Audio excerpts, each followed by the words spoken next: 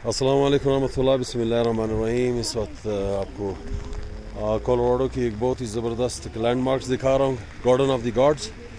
और यहाँ पे बारिश बूंदाबांदी हो रही है। और आज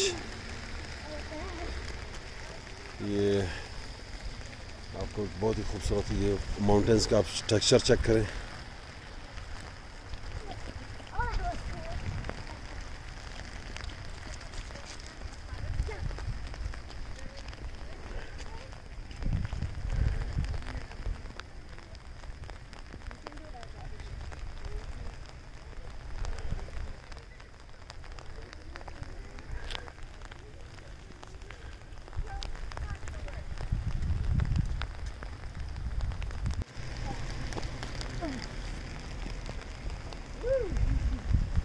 Whoa, that's probably to the left. That's probably because people there who live